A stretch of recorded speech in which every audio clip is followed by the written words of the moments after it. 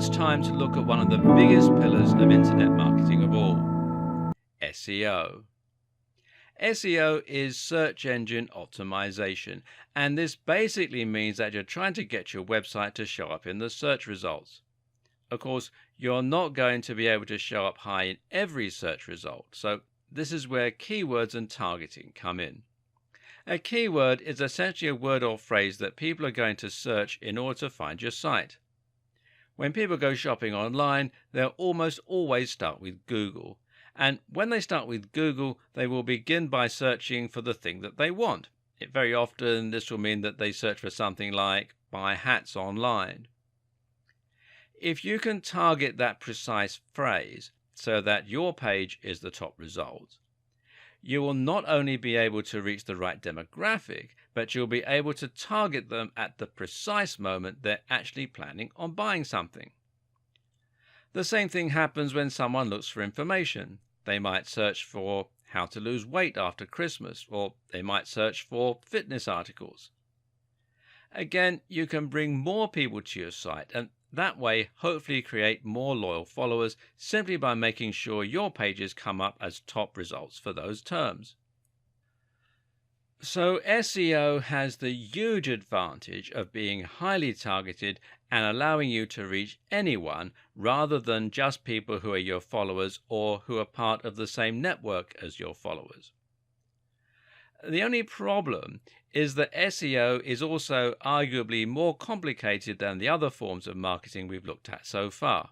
It's never guaranteed. That is to say, you can spend years doing SEO or pay the very biggest SEO service in the world and still not see any improvements. Let's take a look at why that is and how to give yourself the best chance of success.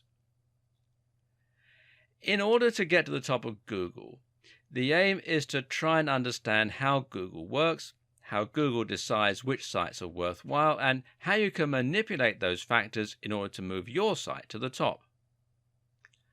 Google works using spiders or robots. These are small programs that search the web by following from one link to the next. Each time they find a new website, they add it to a giant index and will assess the subject matter and the quality of the site by looking at who is linking to the page, how the page is laid out, and what the subject of the content appears to be. If we knew precisely how Google's algorithm worked, then we could get to the top of the search results with guaranteed certainty. As we don't know this though, all we can do is make educated guesses and hope that these get us to the top of Google. When Google first became the dominant search engine, the algorithm was fairly straightforward and was generally quite well understood by marketers. Back then we knew that Google found sites by following links on sites already in the index.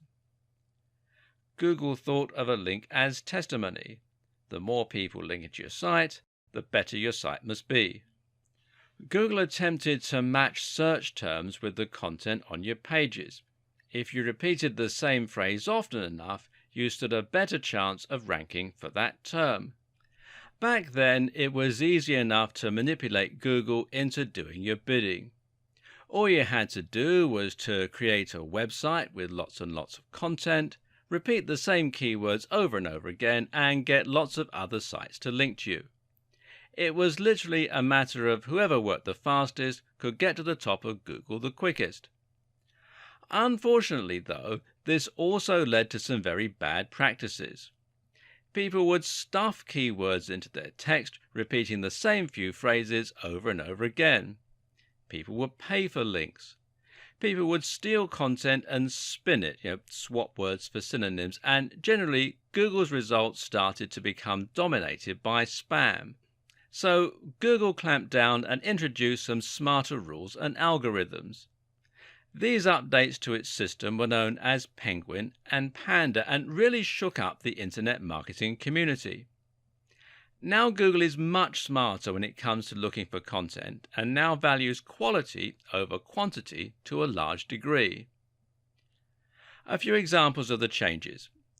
First off, Google will now penalize websites for keyword stuffing. A density of 1 to 2% is generally recommended. Google now prefers long-form content and will reward it. Google will penalize sites that associate with spam sites. Low-quality links are worthless. Links from established authorities mean much more.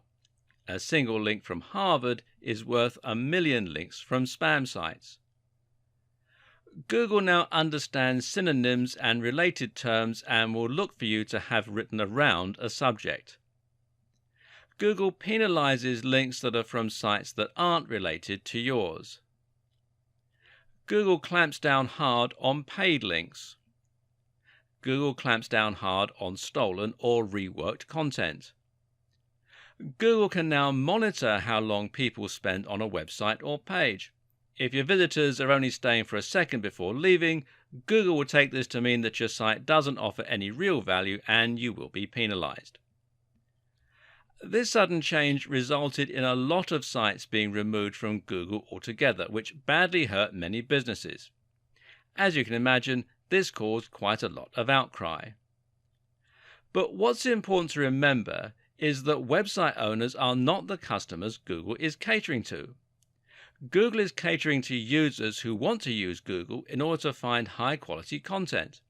Thus, Google's main and only objective is to ensure that the content it shares is relevant and interesting to the people searching for it. So, what's the best way to handle good SEO? Simple. Make sure you are providing great, relevant content. When you do this, you are aligning yourself with Google's goals.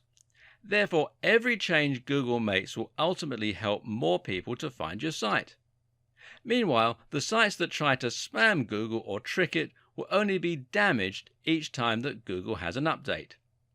So, with all that said, how do you go about carrying out SEO for your site in this day and age? We'll cover that in part 2.